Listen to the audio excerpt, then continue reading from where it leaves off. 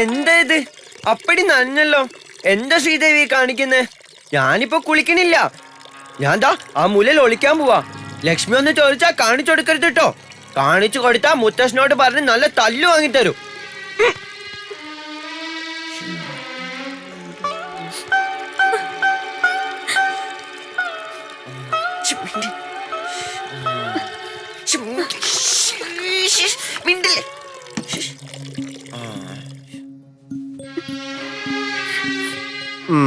വേളി കഴിഞ്ഞ ദിവസത്തെ പ്രസരിപ്പൊന്നും ശ്രീദേവിക്ക് ഇപ്പൊ ഇല്ലാലോ. എന്ത് പറ്റി? ഞാനങ്ങട് പിന്നെ ആഗ്രഹങ്ങളൊന്നും സാധിക്കണില്ല എന്ന് എനിക്ക് നല്ല നിശ്ചയമുണ്ട്. കുട്ടി വിഷമിക്കണ്ട, ഞാനില്ല ഇവിടെ. അങ്ങോട്ട് മാറാ. ആയ് സുധർമ്മ, മിണ്ടരുത്. ഇനി ഇതുപോലെ എന്തെങ്കിലും ഞാൻ കണ്ട പാഷാണ് തന്ന് കൊല്ലും നിങ്ങളെ ഞാൻ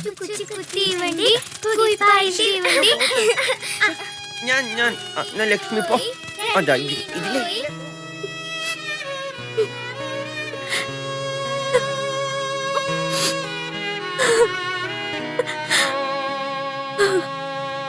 ശ്രീദേവി, മോളെ ശ്രീദേവി. എന്താ അമ്മേ? മോള് കരയായിരുന്നോ? ഏയ്, ഞാൻ എന്തിനാ കരയുന്നേ? ഇല്ല, മോള് കരഞ്ഞു തന്നെയാ. അല്ലെങ്കിൽ എന്തിനാ കണ്ണ് കലങ്ങിയിരിക്കണേ?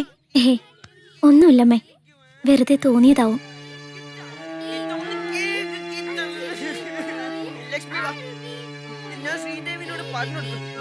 മോളെ, മോള് ഞങ്ങളെ ശപിക്കരുത്. മാറും, അവന്റെ ഈ കുട്ടികളെയൊക്കെ മാറും. മോള് കുറച്ച് ദിവസം കൂടി ക്ഷമിക്കും.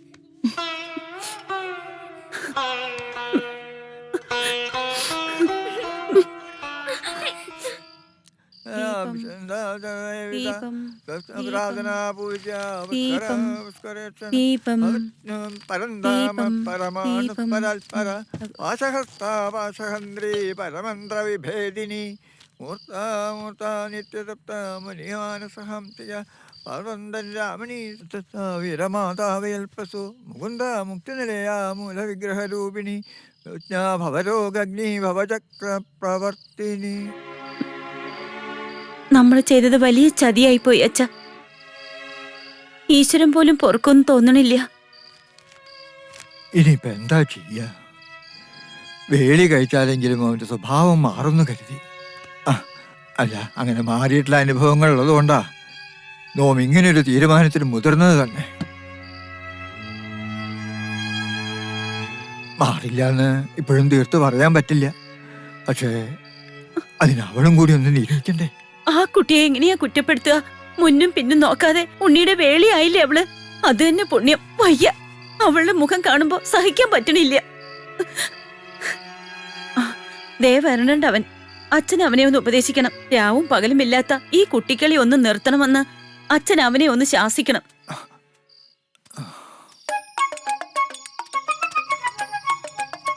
അമ്മേ, ഉണ്ണിക്ക് വിശക്കുന്നു. തിന്നാൻ എന്തെങ്കിലും താ. അവിടെ നിൽക്ക. എവിടെയായിരുന്നു നീ ഇത്ര നേരം? പാടത്ത് നിറയെ മിന്നാമിനുങ്ങ്. മിന്നോമിനുങ്ങ്. ഞാനും കിച്ചും കൂടി അത് പിടിക്കാൻ പോയത്. എനിക്കാ കൂടുതലും കിട്ടിയേ.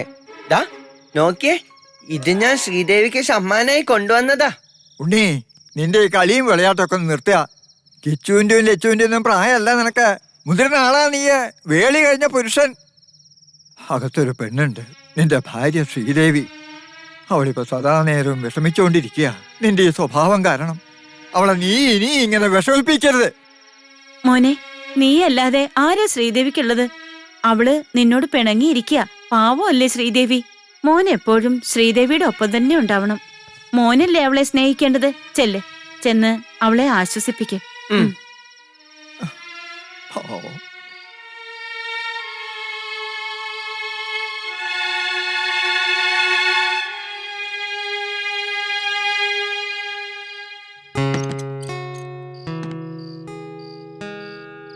ശ്രീദേവി,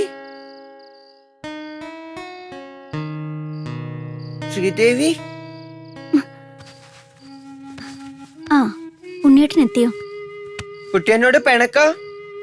ഞാൻ എന്തിനാ ഉണ്ണിയേട്ടനോട് പിണങ്ങുന്നേ? അമ്മ പറഞ്ഞല്ലോ, കുട്ടി എന്നോട് പിണങ്ങല്ലേട്ടോ.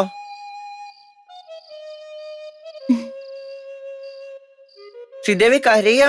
ഞാനൊന്നും പറഞ്ഞില്ലല്ലോ, പിന്നെ എന്തിനാ കരയുന്നേ?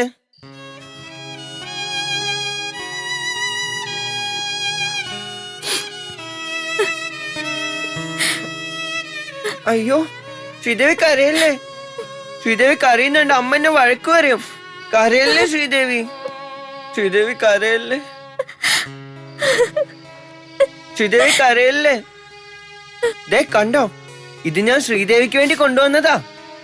കരയല്ലേ ശ്രീദേവി? ഇതെല്ലാം ശ്രീദേവിക്കുള്ളതാ.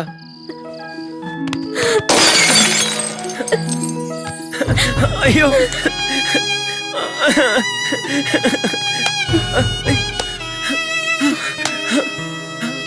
അയ്യോ, മിന്നാമിനുങ്ങ് വന്ന് പിടിക്ക് ശ്രീദേവി, ഒന്ന് പിടിക്ക് മിന്നാമിനുങ്ങ്. അയ്യോ അയ്യോ.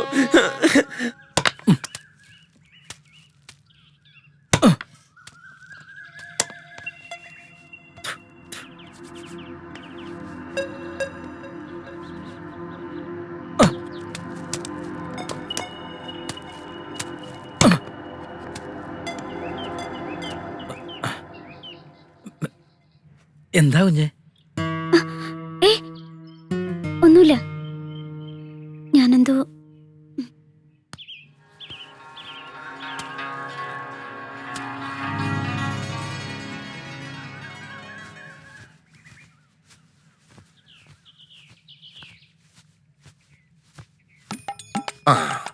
നാം ഇന്നലെ സൂചിപ്പിച്ച കാര്യത്തിനോട് എന്താ ശ്രീദേവിയുടെ അഭിപ്രായം? എന്ത് കാര്യം?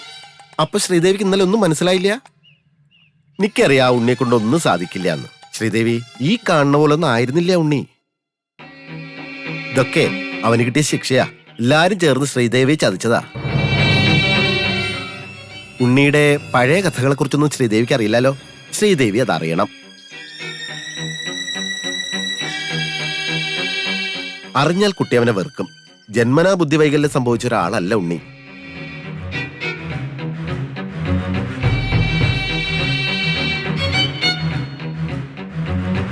പിന്നെ ധൂമകേതു വരണു. എന്നെ നിന്നെ ഇങ്ങനെ കണ്ടാൽ ഇവിടെ ഭൂകമ്പം നടക്കും.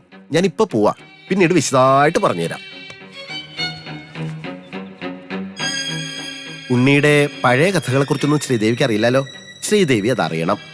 അറിഞ്ഞാൽ കുട്ടി അവനെ വെറുക്കും. ജന്മനാ ബുദ്ധിവൈകല്യം സംഭവിച്ച ഒരാളല്ല ഉണ്ണി. അല്ല, രാജകുമാരി ഇവിടെ പകൽക്കിനാ വേണ്ടി നിക്ക. വേഗം പോയി പാൽക്കഞ്ഞി തയ്യാറാക്ക്. മുത്തച്ഛൻ ഇപ്പൊ പൂജാമുറിയിൽ നിന്ന് ഇറങ്ങും.